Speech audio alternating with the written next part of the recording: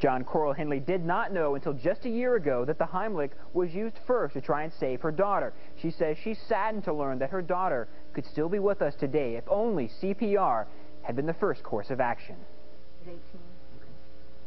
Makes me feel sad that she might have had a better chance. 8 years ago next February, 18-year-old Angela Henley was taking a health and wellness class at the Pershing Natatorium at Truman State University in Kirksville. And she was a wonderful person.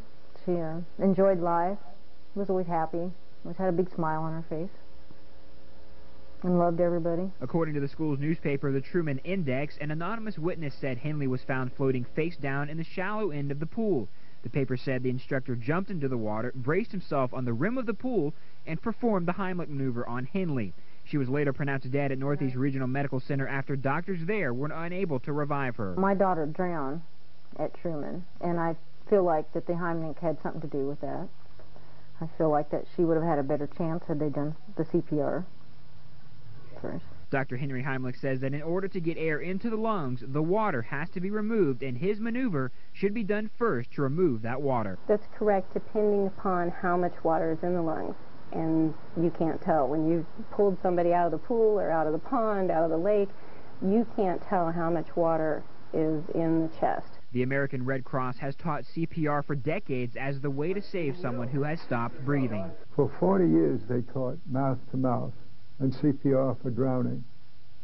And numerous people died unnecessarily. And they don't want to admit they were wrong. I disagree. Why? Because I think that CPR has been used for years, and I think it's the right procedure to do. I mean, I think that what I've learned about the Heimlich just doesn't work as well. In 1985, the American Red Cross and the American Heart Association did incorporate Dr. Heimlich's maneuver into their life-saving techniques.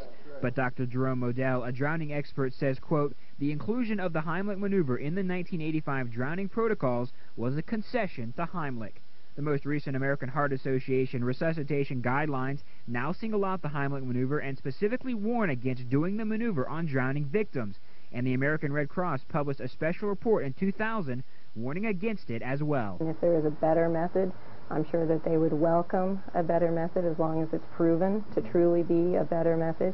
They want us to save lives just as much as anybody else. Angela's mother says she hopes that lifeguards watch this story and learn a valuable lesson from her daughter's drowning. I would like to see that they know exactly what to do when a person's drowning, that they don't wait until it's too late, that they know exactly. If you're a lifeguard, you need to know.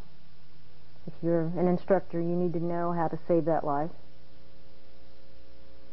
Everyone I spoke with says you need to learn some sort of basic life-saving skills so that you know exactly what to do in the event you encounter someone who is drowning. Contact your local Red Cross office to learn more about classes they offer. The most important thing to remember is that there is no scientific evidence showing that the Heimlich maneuver has ever worked to save a drowning victim's life.